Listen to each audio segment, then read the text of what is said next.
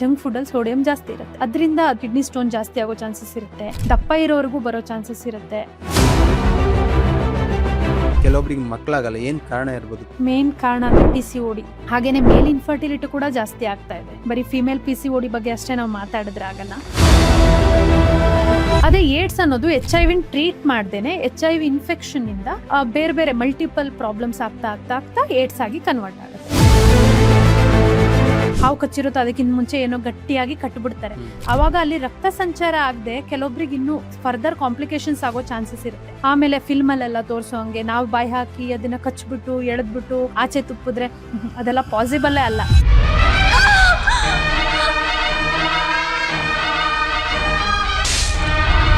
ಮಕ್ಳಿಗೆ physical activity ಬೇಕು sir. ಸುಮ್ಮನೆ ಒಂದು ರೂಮಲ್ಲಿ ಕೂಡಾಕ್ಬಿಟ್ಟು ಯಾವಾಗಲೂ ಇಡೋದು ಅಲ್ಲ, ಅವ್ರನ್ನ ಆಚೆ ಬಿಡಬೇಕು, ಅವ್ರು ಆಟ ಆಡಬೇಕು. ಎಲ್ಲದೂ ಮಿಕ್ಸ್ ಆದಾಗ್ಲೇ ಒಂದು ಹೆಲ್ದಿ ಲೈಫ್ ಸ್ಟೈಲ್ ಆಗೋದು.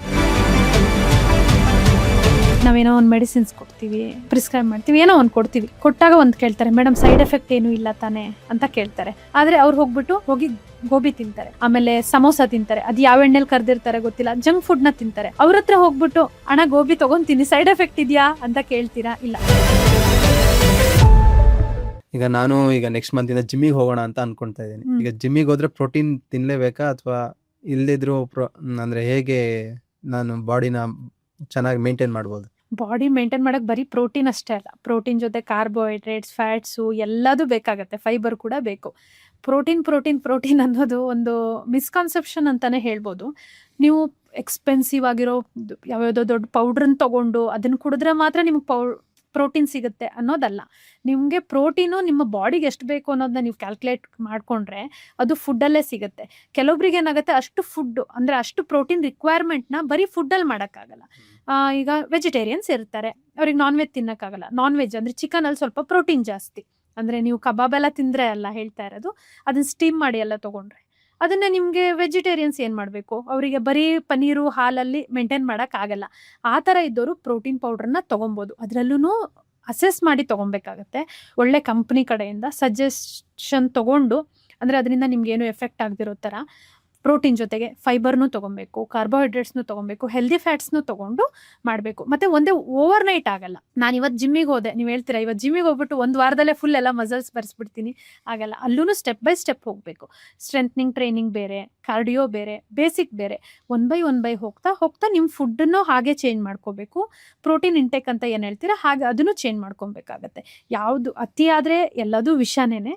ಸೊ ಇದ್ರಲ್ಲಿ ಕೂಡ ಹೇಳೋದು ಒಂದೇ ವರ್ಡ್, ಮೈಂಡ್ಫುಲ್ ಈಟಿಂಗ್ ಮಾಡಿದ್ರೆ ಹೆಲ್ಪ್ ಆಗುತ್ತೆ. ಈಗ ತುಂಬಾ ಜನಗಳಿಗೆ ಕಿಡ್ನಿ ಸ್ಟೋನ್ ಎಲ್ಲ ಆಗ್ತಾ ಇದೆ ಅಲ್ವಾ, ಅದನ್ನ ಹೇಗೆ ಕಂಟ್ರೋಲ್ ಮಾಡೋದು? ಯಾವ ತರ? ಮೇನ್ ಆಗಿ ನೀರು ಚೆನ್ನಾಗಿ ಕುಡಿಬೇಕು, ಆಯ್ತಾ? ನಾವು ತಿನ್ನೋ ಫುಡ್ಡಲ್ಲಿ ಸೋಡಿಯಂ ಜಾಸ್ತಿ ಇದ್ರೆ, ಈ ಜಂಕ್ ಫುಡ್ಡಲ್ಲಿ ಸೋಡಿಯಂ ಜಾಸ್ತಿ ಇರುತ್ತೆ, ಅದರಿಂದ ಅದು ಕಿಡ್ನಿ ಸ್ಟೋನ್ ಜಾಸ್ತಿ ಆಗೋ ಚಾನ್ಸಸ್ ಇರುತ್ತೆ, ದಪ್ಪ ಇರೋವರೆಗೂ ಬರೋ ಚಾನ್ಸಸ್ ಇರುತ್ತೆ. ಆಮೇಲೆ ಪ್ರಾಪರಾಗಿ ಎಕ್ಸ್ಕ್ರೀಷನ್ ಆಗಿಲ್ಲ, ಈಗ ಯೂರಿನ್ ಬಂದಿರುತ್ತೆ ಹೋಗಲ್ಲ, ಕಟ್ಕೋತಾರೆ, ಅಂದರೆ ಆಮೇಲೆ ಹೋದ್ರಾಯ್ತು ಅಥವಾ ಏನೋ ಕೆಲಸ ಇದೆ, ಆ ಥರದ್ರಿಂದನೂ ಬರೋ ಚಾನ್ಸಸ್ ಇರುತ್ತೆ. ಸೊ ನಿಮಗೆ ಒಂದ್ಸತಿ ಏನಾದರೂ ನ್ಯಾಚುರಲ್ ಅರ್ಜಸ್ ಅಂತ ಬಂದಾಗ ಅದನ್ನ ನೀವು ಕ್ಲಿಯರ್ ಮಾಡಿಬಿಡ್ಬೇಕು. ಚೆನ್ನಾಗಿ ನೀರು ಕುಡಿಬೇಕು. ಇದಕ್ಕೂ ಕೂಡ ಒಂದೇ ಆನ್ಸರು, ಹೆಲ್ದಿ ಲೈಫ್ ಸ್ಟೈಲ್ನ ಫಾಲೋ ಮಾಡಬೇಕು, ಆವಾಗ ಕ್ಲಿಯರ್ ಆಗುತ್ತೆ. ಎಲ್ಲರ ಮನೇಲೂ ಫ್ರಿಡ್ಜ್ ಇರುತ್ತೆ, ಕೆಲವೊಬ್ರು ಹೇಳ್ತಾ ಇರ್ತಾರೆ ಅದರಲ್ಲಿ ಇಟ್ಟಿರೋ ವಸ್ತುಗಳನ್ನ ತಿನ್ನಬಾರ್ದು ಅಂತ. ಅದು ನಿಜಾನ ಅಥವಾ ಒಳ್ಳೇದಾ? ಹೌದು, ಯಾಕಂದರೆ ಇದರ ಕನ್ನಡ ಹೆಸರು ಕೂಡ ತಂಗಳ ಪೆಟ್ಟಿಗೆ ಅಂತಲೇ. ನಾವು ಫ್ರಿಡ್ಜನ್ನು ಈಗ ಹಳ್ಳಿ ಕಡೆ ಎಲ್ಲ ಅಷ್ಟು ಜಾಸ್ತಿ ಯೂಸ್ ಮಾಡ್ತಿರ್ಲಿಲ್ಲ. ಈಗಿನ ಕಾಲದಲ್ಲಿ ಎಲ್ಲ ಕಡೆ ಬಂದಿದೆ ಬಿಡಿ, ಎಲ್ಲ ಮಾತಿಗೂ ಯಾಕೆ ಮೇಡಮ್ ಹಳ್ಳಿ ಅಂತ ಹೇಳ್ತಿದ್ದೀರಾ ಅಂತ ಹೇಳ್ಬೋದು. ಅಂದರೆ ನಮ್ಮದು ಮಾಡರ್ನ್ ಲೈಫಲ್ಲಿ ಏನಾಗ್ಬಿಟ್ಟಿದೆ ಅಂದರೆ, ಬೆಳಗ್ಗೆ ಹೋದರೆ ಸಂಜೆ ಬರ್ತೀವಿ, ಅಲ್ಲಿ ತನಕ ಏನೋ ಒಂದು ಕೆಟ್ಟೋಗೋದು, ಹಾಲಿರುತ್ತೆ, ಬೆಳಗ್ಗೆ ಹಾಗೆ ಆಚೆ ಇಟ್ಟೋದ್ರೆ ಸಂಜೆ ಬರೋ ತನಕ ಒಡೆದೋಗ್ಬೋದು. ಅದಕ್ಕೆ ಫ್ರಿಜ್ಜಲ್ಲಿ ಇಡ್ತೀವಿ ನಾವು. ಅಂದರೆ ನಾವು ಇರೋದನ್ನ ಯಾವ ಥರ ಪಾಸಿಟಿವ್ ಆಗಿ ಯೂಸ್ ಮಾಡ್ಕೊಬೇಕು, ನೆಗೆಟಿವ್ ಆಗಿ ಯೂಸ್ ಮಾಡ್ಕೊಬೇಕು ಅಂತ ನೋಡಬೇಕು. ಈ ಫ್ರಿಜ್ಜಲ್ಲಿ ನೀವು ಈಗಂತ ಹಾಲು ಇಡ್ಬೋದು, ಆಮೇಲೆ ಕೆಲವೊಂದು ತರಕಾರಿಗಳನ್ನ ಇಡ್ಬೋದು. ಸೊ ಅದು ಫ್ರೆಶ್ ಆಗಿರುತ್ತೆ. ಹಾಗಂತ ನಿನ್ನೆ ಉಳಿದಿದ್ದು ಊಟ, ಮೊನ್ನೆ ಉಳಿದಿದ್ದು ಊಟ, ಅದಕ್ಕೂ ಮೊನ್ನೆ ಉಳಿದಿದ್ದು ಊಟ, ಆ ಥರನೆಲ್ಲ ಇಟ್ಕೊಂಡು ತಿಂದರೆ ಅದರಲ್ಲಿ ಬ್ಯಾಕ್ಟೀರಿಯಾಸ್ ಎಲ್ಲ ಗ್ರೋತ್ ಆಗೇ ಆಗುತ್ತೆ ನಿಮ್ಗೆ ಆಚೆಯಿಂದ ಕಾಣದೆ ಹೋದ್ರು. ಬಟ್ ಹೆಲ್ತಿಗೆ ಕೂಡ ಒಳ್ಳೇದಲ್ಲ. ಫ್ರೆಶ್ ಫುಡ್ ತೊಗೊಳೋದು ಹೆಲ್ತಿಗೆ ಒಳ್ಳೇದು. ಆದ್ರಿಂದ ಫ್ರಿಜ್ಜನ್ನು ಬೇಡವೇ ಬೇಡ ಅಂತಲೂ ಹೇಳೋಕ್ಕಾಗಲ್ಲ, ಹಾಗಂತ ಓವರ್ ಯೂಸ್ ಮಾಡಿ ಅಂತಲೂ ಅಲ್ಲ. ಅದನ್ನ ನಮಗೆ ಎಷ್ಟು ಪಾಸಿಟಿವ್ ಆಗಿ ಯೂಸ್ ಮಾಡ್ಬೋದು ಆ ಥರ ಯೂಸ್ ಮಾಡಿಕೊಂಡ್ರೆ ಒಳ್ಳೇದು. ತುಂಬಾ ಜನ ಮದುವೆ ಆಗಿರ್ತಾರೆ, ಅವರಿಗೆ ಕೆಲವೊಬ್ರಿಗೆ ಮಕ್ಕಳಾಗಲ್ಲ, ಏನ್ ಕಾರಣ ಇರ್ಬೋದು? ಈಗ ಪ್ರೆಸೆಂಟ್ ಏನಂದ್ರೆ ತುಂಬಾ ಜನಂಗೆ ಈ ತರ ಪ್ರಾಬ್ಲಮ್ಗಳು ಬರ್ತಾ ಇದೆ, ಏನ್ ಕಾರಣ ಇರ್ಬೋದು? ಈಗಿನ ಮೇನ್ ಕಾರಣ ಅಂದರೆ PCOD. ಓಕೆನಾ. ತುಂಬ ಫುಡ್ ಸ್ಟೈಲ್ ಇದು ಕೂಡ ನಾವು ಲೈಫ್ ಸ್ಟೈಲ್ ಚೇಂಜಸ್ಸಿಂದ ಬರುವಂಥದ್ದು. ಎಕ್ಸಾಕ್ಟ್ ರೀಸನ್ ಅಂತ ಹೇಳೋಕ್ಕಾಗಲ್ಲ. Life style changes, food changes, sedentary life style ಅದರಿಂದ ಬರ್ತಾ ಇದೆ. ತುಂಬ ಕೇಸಸ್ ನೋಡ್ತೀವಿ, ಆಲ್ಮೋಸ್ಟ್ 100ಅಲ್ಲಿ 80% ತನಕ ಆಗ್ಬಿಟ್ಟಿದೆ ಅಂತ ಹೇಳ್ಬೋದು. ಎಕ್ಸಾಕ್ಟ್ ಡಾಟಾ ಹೇಳ್ತಾ ಇಲ್ಲ, ನಾನು ಜನರಲೈಸ್ಡ್ ಆಗಿ ನನ್ನ ಕ್ಲಿನಿಕ್ಗೆ ಬರೋ ಪೇಷಂಟ್ಸ್ ಬೇಸಿಸ್ ಮೇಲೆ ನಾನು ಹೇಳ್ತಾ ಇದ್ದೀನಿ. PCODಯಿಂದನೇ ತುಂಬ ಆಗ್ತಾ ಇರೋದು. ಹಾಗೇನೆ ಮೇಲ್ ಇನ್ಫರ್ಟಿಲಿಟಿ ಕೂಡ ಜಾಸ್ತಿ ಆಗ್ತಾ ಇದೆ. ಬರೀ ಫಿಮೇಲ್ PCOD ಬಗ್ಗೆ ಅಷ್ಟೇ ನಾವು ಮಾತಾಡಿದ್ರೆ ಆಗಲ್ಲ. ಎಲ್ಲದಕ್ಕೂ ಮೇನ್ ರೀಸನ್, ನೀವು ಏನೇ ಇಲ್ಲಿ ತನಕ ಏನೇನು ಕ್ವಶನ್ಸ್ ಕೇಳಿದ್ರಿ, ಎಲ್ಲದಕ್ಕೂ ಮೇನ್ ರೀಸನ್ ಬಂದ್ಬಿಟ್ಟು ಫುಡ್, ಲೈಫ್ ಸ್ಟೈಲ್. ಅದನ್ನೇ ಹೇಳಿದ್ದು, ಬೇಸ್ಮೆಂಟ್ ಚೆನ್ನಾಗಿರಬೇಕು. ನೀವು ಮೇಲ್ಗಡೆ ಎಷ್ಟೇ ಫ್ಲೋರ್ ಮನೆ ಕಟ್ತೀರಾ ಅಂದ್ರೂ ಬೇಸ್ಮೆಂಟೇ ಚೆನ್ನಾಗಿಲ್ಲ ಅಂತಂದರೆ ಅದು ಮೇಲ್ಗಡೆ ಮನೆನೂ ವಾಲುತ್ತೆ. ಹಾಗೆಯೇ ಫುಡ್ ಮತ್ತು ಲೈಫ್ ಸ್ಟೈಲ್ ಚೆನ್ನಾಗಿ ಇಲ್ಲದೆ ಇರೋದ್ರಿಂದನೇ ಬರ್ತಾ ಇರೋದು. ಬಟ್ ಇದನ್ನೆಲ್ಲ ಕ್ಯೂರ್ ಮಾಡ್ಬೋದು. ನಿಮ್ಗೆ ಆ ಥರ ಸಮಸ್ಯೆಗಳಿದ್ದಾಗ ಡಾಕ್ಟ್ರನ್ನ ಕನ್ಸಲ್ಟ್ ಮಾಡಿ. ಅದಕ್ಕೆ ಅಂತ ಸ್ಪೆಷಲೈಸ್ ಡಾಕ್ಟರ್ ಇರ್ತಾರೆ. ನಿಮ್ಮ ಪ್ರಾಬ್ಲಮ್ ಯಾವ ಸ್ಟೇಜಸ್ಸಲ್ಲಿ ಇದೆ ಅಂತ ಅಸೆಸ್ ಮಾಡಿಬಿಟ್ಟು ಅದಕ್ಕೆ ನಿಮ್ಗೆ ಪರಿಹಾರ ಸಿಗುತ್ತೆ. ರೀಸೆಂಟಾಗಿ ನಿಮ್ದೇ ಆದ ಒಂದು ವಿಡಿಯೋದಲ್ಲಿ ನೋಡಿದೆ HIV ಬಗ್ಗೆ. ಅಂದ್ರೆ ಈಗ ಕರ್ನಾಟಕದಲ್ಲಿ 3ನೇ ಸ್ಥಾನದಲ್ಲಿದೆ ಅಂತ. ಹೌದು. ಅದು ಹೇಗೆ ಇಷ್ಟೊಂದು ಬೇಗ ಹರಡ್ತಾ ಇದೆ, ಏನ್ ಪ್ರಾಬ್ಲಮ್? ನಾನು ರೀಸೆಂಟಾಗಿ ಒಂದು HIV ಬಗ್ಗೆ ವಿಡಿಯೋ ಮಾಡಿದ್ದೆ. ಅದ್ರಲ್ಲಿ ತುಂಬ ಕ್ವಶನ್ಸ್ ಬಂದಿತ್ತು ಕೂಡ. ಹ್ಮ್. ಕೆಲವೊಬ್ರು HIV ಫೇಕ್ ಅಂತೆಲ್ಲ ಹೇಳ್ಬಿಟ್ಟಿದ್ರು. ಹ್ಮ್. HIV ಅನ್ನೋದು ಫೇಕ್ ಅಲ್ಲ. ಆಮೇಲೆ HIV ಮತ್ತು ಏಡ್ಸ್ ಕೂಡ ಡಿಫ್ರೆಂಟು. HIV ಅಂದರೆ ಅದು ಒಂದು ವೈರಸ್. ಅದು ನಿಮಗೆ ಸ್ಪ್ರೆಡ್ ಆದಾಗ ಅದು ನಮ್ಮ DNA ಅಂದರೆ ನಮ್ಮ ಬಾಡಿಲಿ ಅದು ಹೋಗ್ಬಿಡುತ್ತೆ, ಡೀಪಾಗಿ ಇದ್ಬಿಡುತ್ತೆ, ಅದನ್ನು ತೆಗ್ದಾಕೋಕ್ಕಾಗಲ್ಲ. ಬಟ್ ART ಅನ್ನೋ ಟ್ರೀಟ್ಮೆಂಟಿಂದ ಏನು ಮಾಡ್ಬೋದು ಅಂದರೆ ಆ ವೈರಸ್ನ ಡಾರ್ಮೆಂಟ್ ಮಾಡ್ಬೋದು. ಅಂದರೆ ಅದು ಏನು ಆ್ಯಕ್ಟಿವಾಗಿ ಕೆಲಸ ಮಾಡದೇ ಇರೋ ಲೆವೆಲ್ ತನಕ ಟ್ರೀಟ್ಮೆಂಟ್ ಮಾಡೋದು ಬಂದಿದೆ ಈಗ. ಅವಾಗ ಏನಾಗುತ್ತೆ, ಟ್ರೀಟ್ಮೆಂಟ್ ತೊಗೊತಾ ಆ ಪೇಷಂಟಿಗೆ ನಾವು ಒಮ್ಮೊಮ್ಮೆ ಬ್ಲಡ್ ಚೆಕಪ್ ಮಾಡಿದ್ರೆ ನೆಗೆಟಿವ್ ಬಂದ್ಬಿಡುತ್ತೆ. ಅವಾಗ ಅನ್ಕೊಂತಾರೆ, ಓ ನಾನು ಫುಲ್ಲಿ ಕ್ಯೂರ್ಡ್ ಅಂತ. ಆಮೇಲೆ ಅವ್ರು ಹೇಗೆ ಬೇಕು ಹಾಗೆ ಜೀವನ ಮಾಡೋ ಥರ ಅಲ್ಲ. ಅಂದರೆ ನಾನು ಹೇಳ್ತಾ ಇರೋದು ಇನ್ ದ ಪಾಸಿಟಿವ್ ಸೆನ್ಸ್. ಅಂದರೆ ನನಗೇನೂ ಇಲ್ಲ, ನಾನು ಅನ್ಪ್ರೊಟೆಕ್ಟೆಡ್ ಸೆಕ್ಸ್ ಮಾಡ್ಬೋದು, ಆ ಥರ ಎಲ್ಲ ಅನ್ಕೋತಾರೆ. ಹಾಗೆಲ್ಲ ಮಾಡೋಕ್ಕಾಗಲ್ಲ. ಅಂದರೆ ಅದು ಡಾರ್ಮೆಂಟ್ ಆಗಿರುತ್ತೆ. ಅಂದರೆ 100% ಕ್ಯೂರ್ ಆಗಿದೆ ಅಂತ ಅಲ್ಲ, ಹೋಗ್ತಾ ಡಾರ್ಮೆಂಟ್ ಆಗಿದೆ ಅಂತ. ಅದೇ ಏಡ್ಸ್ ಅನ್ನೋದು HIV ಟ್ರೀಟ್ ಮಾಡ್ದೇನೆ HIV ಇನ್ಫೆಕ್ಷನ್ನಿಂದ ಬೇರೆ ಬೇರೆ ಮಲ್ಟಿಪಲ್ ಪ್ರಾಬ್ಲಮ್ಸ್ ಆಗ್ತಾ ಏಡ್ಸ್ ಆಗಿ ಕನ್ವರ್ಟ್ ಆಗುತ್ತೆ. ಏಡ್ಸ್ ಎಲ್ಲ ಆದಮೇಲೆ ಭಾಳ ಕಷ್ಟ ಅದನ್ನು ಅಂದರೆ ಕ್ಯೂರ್ ಮಾಡೋದಾಗಲಿ ಮೇಂಟೈನ್ ಮಾಡೋದಾಗಲಿ. ಬಟ್ HIV ಇನ್ಫೆಕ್ಷನ್ ಸ್ಟಾರ್ಟಿಂಗ್ ಸ್ಟೇಜಸ್ಸಲ್ಲಿ ಮೇಂಟೈನ್ ಮಾಡ್ಬೋದು. ಅಂದರೆ ಒಂದು ಮೇಲ್ ಆರ್ ಫಿಮೇಲ್ ಯಾರಿಗೆ ಬಂದಿರುತ್ತೋ ಅವರಿಗೆ ನಾವು ಒಂದು ಹೆಲ್ದಿ ಲೈಫ್ ಸ್ಟೈಲ್ನ ಅಥವಾ ಒಂದು ಲಾಂಗ್ ಸ್ಪ್ಯಾನ್ ಲೈಫ್ನ ಕೊಡ್ಬೋದು ವಿತ್ ಟ್ರೀಟ್ಮೆಂಟ್. ಈಗಿನ ಕಾಲದಲ್ಲಿ ಯಾಕೆ ಹೆಚ್ಚಾಗ್ತಿದೆ ಅಂತ ಅಂದರೆ ಮಲ್ಟಿಪಲ್ ಪಾರ್ಟ್ನರ್ಸ್ ಅಂತ ಹೇಳ್ಬೋದು. ಮೊದಲಿನ ಥರ ಇಲ್ಲ, ಮಲ್ಟಿಪಲ್ ಪಾರ್ಟ್ನರ್ಸ್ ಇರ್ಬೋದು, ಅನ್ಪ್ರೊಟೆಕ್ಟೆಡ್ ಸೆಕ್ಸ್ ಇರ್ಬೋದು. ಹಾಗೇನೆ ಒಬ್ರಿಗೆ ಯೂಸ್ ಮಾಡಿರೋ ಸೂಜಿ ಇನ್ನೊಬ್ರಿಗೆ ಯೂಸ್ ಮಾಡಿದ್ರು ಬರುತ್ತೆ. ಸಮ್ಟೈಮ್ಸ್ ಈಗೆಲ್ಲ ಟ್ಯಾಟೂ ಹಾಕಿಸ್ಕೊತಾರೆ, ಅದು ಕೇಸಸ್ ಕೂಡ ಆಗಿದೆ. ಅಂದರೆ ಕರೆಕ್ಟಾಗಿ ನೋಡಿ ಮಾಡಿ ಹಾಕಿಸ್ಕೊಬೇಕು. ನಾನು ಟ್ಯಾಟೂ ಹಾಕಿಸ್ಕೊಳ್ಳೋದೇ ಡೈರೆಕ್ಟಾಗಿ ತಪ್ಪು ಅಂತ ಹೇಳ್ತಾ ಇಲ್ಲ. ಪ್ರಾಪರ್ ಆಗಿರೋ ಸ್ಟುಡಿಯೋ ಹೋಗಿ ಹೈಜೀನ್ ಇರೋ ಕಡೆ ಹಾಕಿಸ್ಕೊಂಡ್ರೆ ಓಕೆ. ರ್ಯಾಂಡಮ್ ಆಗಿ ಎಲ್ಲೋ ಜಾತ್ರೆಲೆಲ್ಲ ಬಂದಿರುತ್ತೆ, ಎಲ್ಲೆಲ್ಲೋ ಯಾರಿಗೋ ಪ್ರಿಕ್ ಮಾಡಿರೋದನ್ನೆಲ್ಲ ನಿಮಗೂ ಪ್ರಿಕ್ ಮಾಡ್ತಾರೆ, ಅದರಿಂದ ಸ್ಪ್ರೆಡ್ ಆಗೋ ಚಾನ್ಸಸ್ ಇರುತ್ತೆ. ಆಮೇಲೆ ಬ್ಲಡ್ ಟ್ರಾನ್ಸ್ಫ್ಯೂಷನ್ ಟೈಮಲ್ಲಿ ಈಗ ಅದು ತುಂಬ ಕಮ್ಮಿ ಆಗಿದೆ. ಯಾಕಂದರೆ ನೀವೊಂದು ಬ್ಲಡ್ ಟ್ರಾನ್ಸ್ಫ್ಯೂಷನ್ ಮಾಡಬೇಕು ಅಂದರೆ ಅದನ್ನ ಕರೆಕ್ಟ್ ಅಸೆಸ್ ಮಾಡೇ ಬ್ಲಡ್ ಟ್ರಾನ್ಸ್ಫ್ಯೂಷನ್ ಮಾಡೋದು. ಅದರಲ್ಲಿ ಏನಾದರೂ ನೆಗ್ಲಿಜೆನ್ಸಿ ಆದರೂ ಬರೋ ಚಾನ್ಸಸ್ ಇರುತ್ತೆ. ಇನ್ನೊಂದು ಪೇರೆಂಟ್ಸಿಗಿರುತ್ತೆ HIV ಅಥವಾ ಅಮ್ಮಾಗಿರುತ್ತೆ.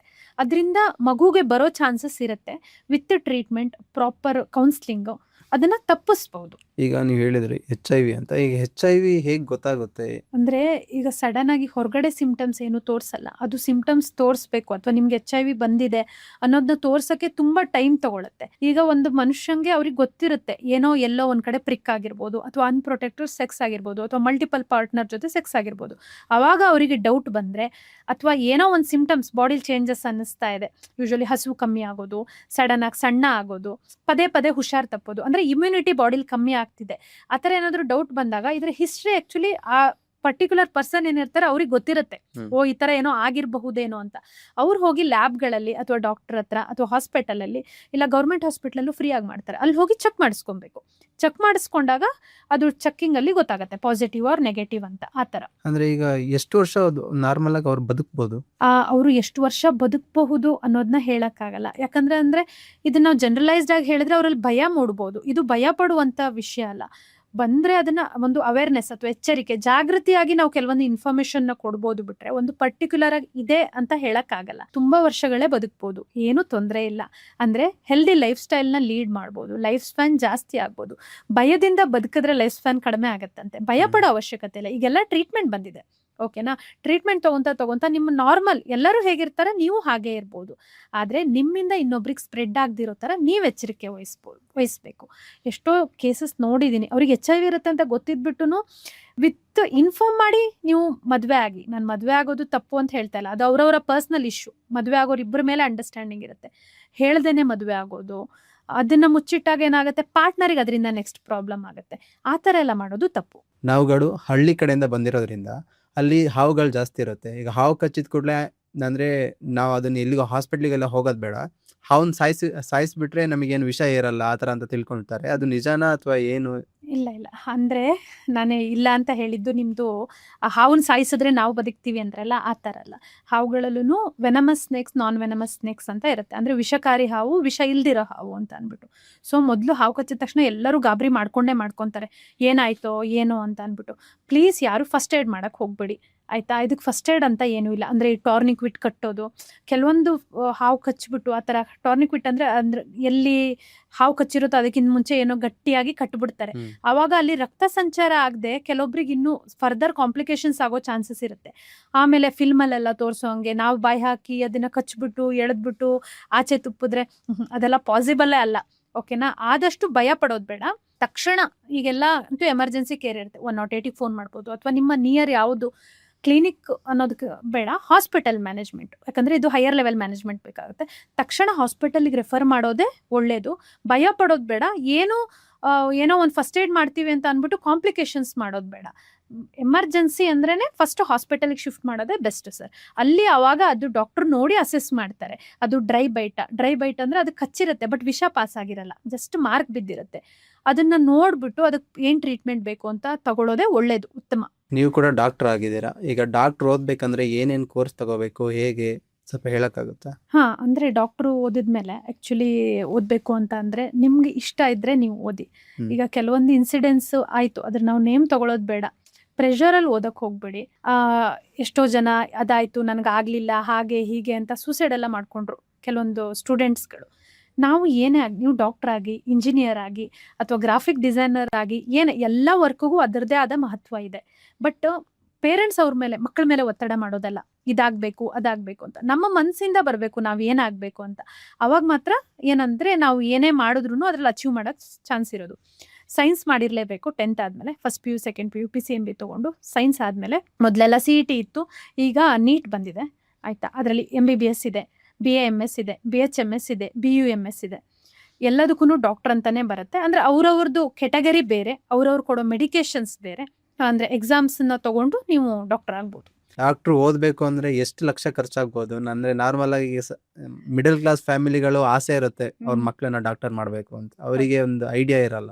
ಎಕ್ಸಾಕ್ಟ್ ಕೌಂಟ್ ನಾನು ಕೊಡೋಕ್ಕಾಗಲ್ಲ, ಯಾಕಂತಂದರೆ ಗೌರ್ಮೆಂಟ್ ಕಾಲೇಜಸ್ ಫೀಸ್ ಸ್ಟ್ರಕ್ಚರೇ ಬೇರೆ ಇರುತ್ತೆ, ಪ್ರೈವೇಟ್ ಕಾಲೇಜಸ್ ಫೀಸ್ ಸ್ಟ್ರಕ್ಚರೇ ಬೇರೆ ಇರುತ್ತೆ. ಆದರೆ ನೀವು ಮೆರಿಟಲ್ಲಿ, ಅಂದರೆ ನಿಮ್ಮದು ಎಕ್ಸಾಮ್ಸಲ್ಲ ಏನು ಪಾಸಿಂಗ್ ಎಕ್ಸಾಮ್ಸ್ನ ತೊಗೊತೀರಾ, ಅದರಲ್ಲಿ ಚೆನ್ನಾಗಿ ಸ್ಕೋರ್ ಮಾಡಿದರೆ ನಿಮ್ಗೆ ಗೌರ್ಮೆಂಟ್ ಸೀಟ್ ಪಕ್ಕಾ ಸಿಗುತ್ತೆ. ಅದರಲ್ಲಿ ಫೀಸ್ ಸ್ಟ್ರಕ್ಚರ್ ತುಂಬ ಕಮ್ಮಿ ಇರುತ್ತೆ. ಬಟ್ ಕೆಲವೊಂದು ಪ್ರೈವೇಟ್ ಇನ್ಸ್ಟಿಟ್ಯೂಷನಲ್ಲಿ ಜಾಸ್ತಿ ಇದ್ದೇ ಇರುತ್ತೆ. ಎಕ್ಸಾಕ್ಟ್ ಸ್ಟ್ರಕ್ಚರ್ ಅಂತ ಇಷ್ಟೇ ಖರ್ಚಾಗುತ್ತೆ, ಇಷ್ಟೇ ಆಗುತ್ತೆ ಅಂತ ಪ್ಯಾಕೇಜ್ ಥರ ಹೇಳೋಕ್ಕಾಗಲ್ಲ. ಇದು ವೇರಿ ಆಗೇ ಆಗುತ್ತೆ. ಹಾಗೇನೆ ಕೆಲವೊಬ್ರು ಅಬ್ರಾಡಲ್ಲೆಲ್ಲ ಓದ್ಕೊಂಬರ್ತಾರೆ, ಅಬ್ರಾಡ್ಗೆಲ್ಲ ಹೋಗ್ತಾರೆ.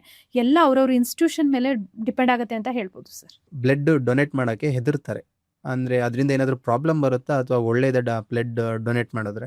ಪ್ರಾಬ್ಲಮ್ ಅಂತ ಏನೂ ಇಲ್ಲ, ಅದು ನಿಮ್ಮ ಇಂಡಿವಿಜುವಲ್ ಇಂಟ್ರೆಸ್ಟ್. ಆ್ಯಕ್ಚುಲಿ ರಕ್ತದಾನ ಮಹಾದಾನ ಅಂತ ಹೇಳ್ತಾರೆ.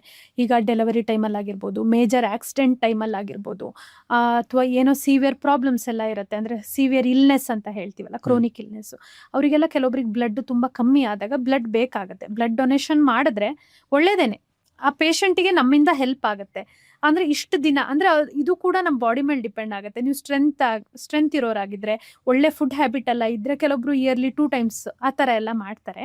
ಹೆದರ್ಕೊಳ್ಳೋ ಅಂಥ ಅವಶ್ಯಕತೆ ಏನೂ ಇಲ್ಲ. ನೀವು ಬ್ಲಡ್ ದಾನ ಮಾಡಿದ್ರೆ 4 to 5 liters ಬ್ಲಡ್ ಇರುತ್ತೆ ಬಾಡಿಲಿ. ನಾನೇನೋ 1 ಬಾಟಲ್ ಬ್ಲಡ್ ಕೊಟ್ಬಿಟ್ಟೆ ಅಂದರೆ ನನಗೆ ಫುಲ್ ಸುಸ್ತಾಗೋಯ್ತು, ನನ್ನಿಂದ ಏನೋ ಹೋಯ್ತು, ಆ ಥರ ಎಲ್ಲ ಅಭಿಪ್ರಾಯಗಳು ಬೇಡ.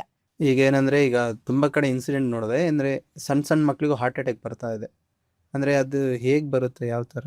ಇದು ಮೇನ್ ಆಗಿ ಸರ್ ಜಂಕ್ ಫುಡ್ಡಿಂದ ಅಂತ ಹೇಳ್ಬೋದು. ಲೈಫ್ ಸ್ಟೈಲ್ ಚೆನ್ನಾಗಿಲ್ಲ, ಜಂಕ್ ಫುಡ್ಡು ಜಾಸ್ತಿ ಆಗ್ತಾ ಇದೆ. ಇನ್ನೊಂದು ಸೆಡೆಂಟ್ರಿ ಲೈಫ್ ಸ್ಟೈಲ್ ಆಗಿದೆ. ಮೊದಲೆಲ್ಲ ಮಕ್ಳಿಗೆ ಮನೆಗೆ ಬಾ, ಆಟ ಮುಗಿಸ್ಬಿಟ್ಟು ಮನೆಗೆ ಬಾ ಅಂತ ಅನ್ನೋದೇ ತುಂಬ ಕಷ್ಟ ಆಗಿತ್ತು. ಸಣ್ಣವರಿದ್ದಾಗ ನಮಗೆಲ್ಲ ಹೊಡಿತಿದ್ರು, ಮನೇಲಿ ಮನೆಗೆ ಇನ್ನೂ ಬಂದು ಆಚೆನೇ ಇರ್ತಿರಲ್ಲ, ಬನ್ನಿ ಒಳಗಡೆ ಅಂತ ಅಂದ್ಬಿಟ್ಟು.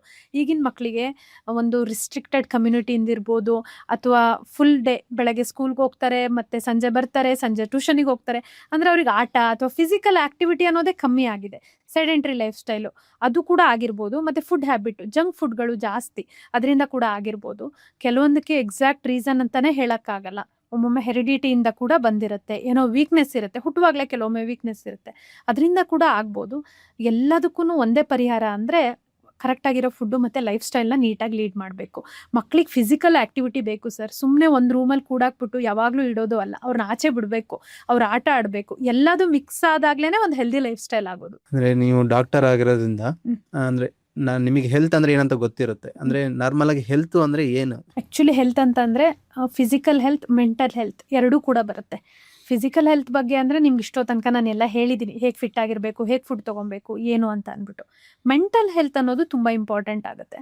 ರೀಸೆಂಟಾಗಿ ಈ ಒಂದು ಇನ್ಸಿಡೆಂಟ್ ಆಯಿತು. ಒಂದು ಅವರು ಆ್ಯಕ್ಚುಲಿ ಮುಂಬೈದು ಬಟ್ಟೆ ಅಂಗಡಿ ಮಾಲೀಕ. ಅವರ ಹಾಗೆ ಚೆನ್ನಾಗಿ ಮಕ್ಕಳನ್ನ ಸಾಕಿದ್ದಾರೆ, 3 ಮಕ್ಕಳನ್ನ ಸಾಕ್ಬಿಟ್ಟು ಆ 3 ಮಕ್ಕಳು ಒಳ್ಳೆ ಸೆಟಲ್ಡ್ ಜಾಬಲ್ಲಿದ್ದಾರೆ. ಬಟ್ ಇವರನ್ನ ವೃದ್ಧಾಶ್ರಮಕ್ಕೆ ಸೇರಿಸಿದ್ದಾರೆ, ಯಾಕಂದರೆ ನೋಡ್ಕೊಳಕ್ಕಾಗಲ್ಲ ಅಂತ. ಹಾಗೇನೆ ನೋಡ್ಕೊಳಕ್ಕಾಗಲ್ಲ ಜೊತೆಗೆ ಅವರು ಸತ್ತೋದಾಗ ಕೂಡ ಇವ್ರನ್ನ ಕ್ರಿಮೇಷನ್ ಅಂದ್ರೆ ಅಂತ್ಯ ಸಂಸ್ಕಾರನೂ ಅಟೆಂಡ್ ಮಾಡದೇ ಇರೋಷ್ಟು ಬ್ಯುಸಿ ಇದ್ದಾರೆ ಮಕ್ಕಳು. ಅದನ್ನ ವಿಡಿಯೋ ಕಾಲಲ್ಲಿ Video call, ಒಬ್ರು ಮಾಡಿ ನೋಡಿದ್ರು, ಒಬ್ರೇನೋ 5,000 ದುಡ್ಡು ಹಾಕ್ತೀವಿ ಅಂತ ಹೇಳಿದ್ರು. ಇದಕ್ಕೆ ಮೇ ಬಿ ಮೆಂಟಲ್ ಹೆಲ್ತ್ ಅಂತ ಹೇಳೋದಲ್ಲ, ಅಂದ್ರೆ ವ್ಯಾಲ್ಯೂಸ್ ಗೊತ್ತಿರಬೇಕು ಅಂತ.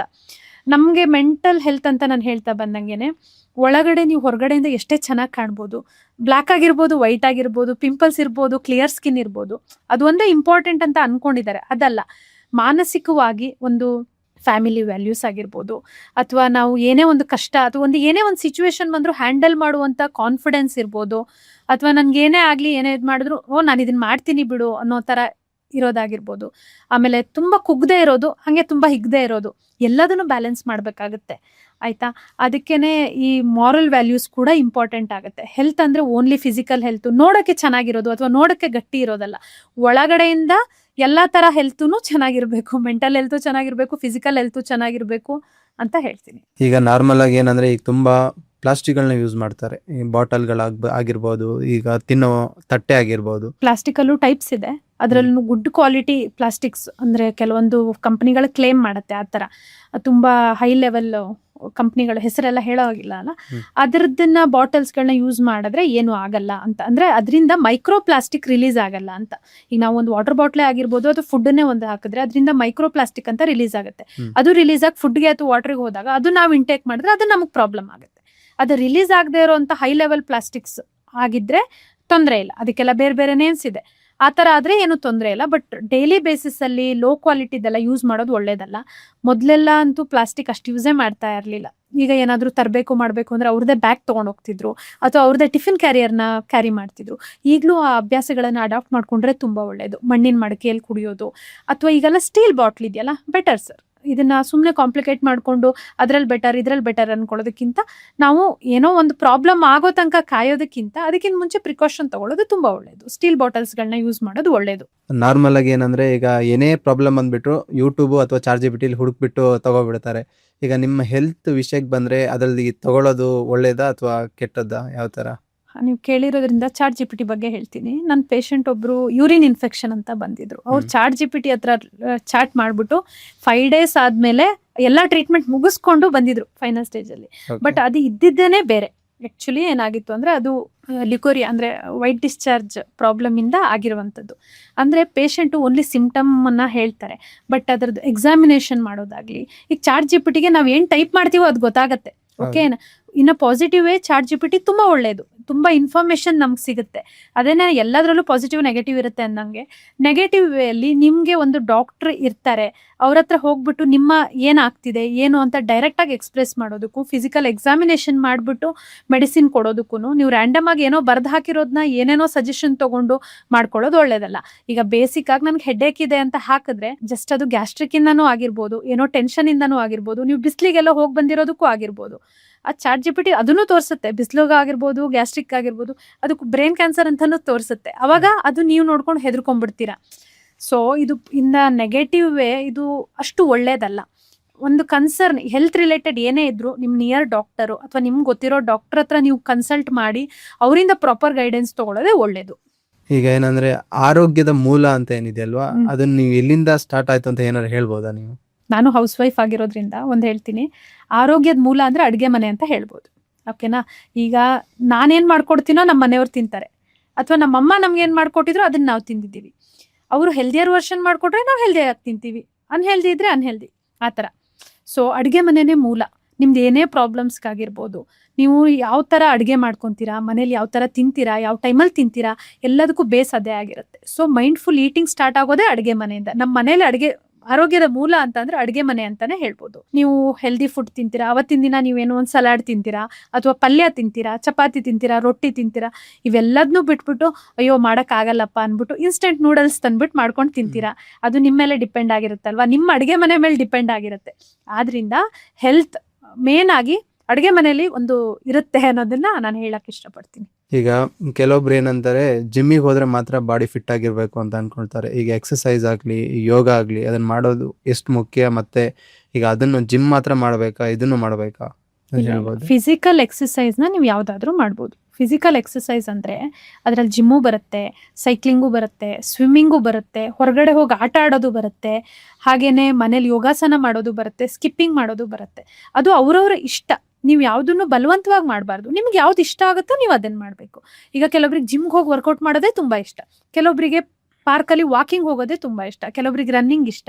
ನಿಮ್ಮ ಮನಸ್ಸಿಗೆ ಯಾವ್ದು ಖುಷಿ ಕೊಡುತ್ತೋ ನೀವು ಆ ಎಕ್ಸಸೈಸ್ ಅಥವಾ ಆ ಫಿಸಿಕಲ್ ಆ್ಯಕ್ಟಿವಿಟಿ ಮಾಡಿದ್ರೆ ಬಾಡಿಗೆ ಅದು ಖುಷಿನೂ ಕೊಡುತ್ತೆ. ಮತ್ತು ನಿಮಗೆ ಏನೋ ಒಂದು ಕಷ್ಟ ತೊಗೊಂಡು ನನ್ನ ಬಾಡಿಗೇನೋ ವೆಯ್ಟ್ ಲಾಸ್ ಮಾಡೋಕ್ಕೆ ಅಥವಾ ಬಾಡಿನ ಫಿಟ್ಟಾಗಿ ಇಟ್ಕೊಳ್ಳೋಕೆ ಏನೋ ಮಾಡ್ತಿದ್ದೀನಿ ಅನ್ನೋ ಫೀಲ್ ಇರಲ್ಲ. ಈಗೆಲ್ಲ ಬ್ಯಾಡ್ಮಿಂಟನ್ ಆಡ್ತಾರೆ, ನಿಮ್ಗೆ ಏನು ಇಷ್ಟ ಆಗುತ್ತೋ ಅದನ್ನು ಮಾಡಿ, ಬಟ್ ಫಿಸಿಕಲ್ ಆ್ಯಕ್ಟಿವಿಟಿ ಇರಲಿ ಅನ್ನೋದು ಮಾತ್ರ ಒಂದು ಕನ್ಸರ್ನ್ ಆಗಿರುತ್ತೆ. ಈಗ ಯೋಗಾಸನ ಅನ್ನೋದು ಒಂದು 100% ಪ್ಯಾಕೇಜ್ ಇದ್ದಂಗೆ. ಇದರಲ್ಲಿ ಬರೀ ನಮಗೆ ಫಿಸಿಕಲಿ ಅಷ್ಟೇ ಫಿಟ್ ಆಗಲ್ಲ, ಮೆಂಟಲಿ ಕೂಡ ಫಿಟ್ ಆಗುತ್ತೆ. ಅಂದರೆ ಕಾನ್ಸಂಟ್ರೇಷನ್ ಚೆನ್ನಾಗಿ ಇಂಪ್ರೂವ್ ಆಗುತ್ತೆ, ಮೈಂಡ್ ರಿಲ್ಯಾಕ್ಸ್ ಆಗುತ್ತೆ, ಫುಲ್ ಬಾಡಿ ಫ್ಲೆಕ್ಸಿಬಿಲಿಟಿ ಇರುತ್ತೆ. ಅದಕ್ಕೆ ನಾನು ಹೇಳಿದ್ದಿದ್ದು ಒಂದು 100% ಪ್ಯಾಕೇಜ್ ಅಂತ. ನಿಮಗೆ ಏನು ಇಷ್ಟ ಆಗುತ್ತೋ ಅದನ್ನೇ ಮಾಡಿ, ಯಾವುದನ್ನು ಬಲವಂತಪೂರ್ವಕವಾಗಿ ಮಾಡಬೇಡಿ. ಫಿಸಿಕಲ್ ಹೆಲ್ತ್ಗಿಂತ ಮೆಂಟಲ್ ಹೆಲ್ತು ಇದರಲ್ಲೇ ಇಂಪಾರ್ಟೆಂಟ್ ಹೇಳೋದು. ನೀವು ಏನೋ ಒಂದು ಕೆಲಸ ಮಾಡ್ತಿದ್ದೀರಾ ಅಂತ ಅಂದ್ಕೊಳ್ಳಿ, ಅದು ನಿಮಗೆ ಮನಸ್ಸಿಂದ ಇಷ್ಟಪಟ್ಟು ಮಾಡಿದ್ರೆ ಮಾತ್ರ ಅದು 100% ರಿಸಲ್ಟ್ ಸಿಗೋದು. ಆವಾಗ ಅದರಿಂದ ಏನಾದರೂ ಪ್ರಾಬ್ಲಮ್ ಆಗೋದು ಅಥವಾ ನಿಮ್ಗೆ ಏನೋ ಒಂಥರ ಸೈಡ್ ಎಫೆಕ್ಟ್ ಆಗಲ್ಲ ಅಂತ ಹೇಳ್ಬೋದು. ಪೇರೆಂಟ್ಸ್ಗಳು ಏನು ಮಾಡ್ತಾರೆ ಅಂದರೆ ಮಕ್ಕಳನ್ನ ಹೊರಗಡೆನೆ ಕಳಿಸಲ್ಲ, ಅಂದರೆ ಮನೇಲೇ ಇರು, ಅಲ್ಲೋದ್ರೆ ಹಾಳಾಗ್ತೀಯ, ಹಂಗೆ ಹಿಂಗೆ ಅಂತ ಇರ್ತಾರೆ. ಅದು ಸರಿನಾ, ಅದು ತಪ್ಪಾ, ಯಾವ ಥರ?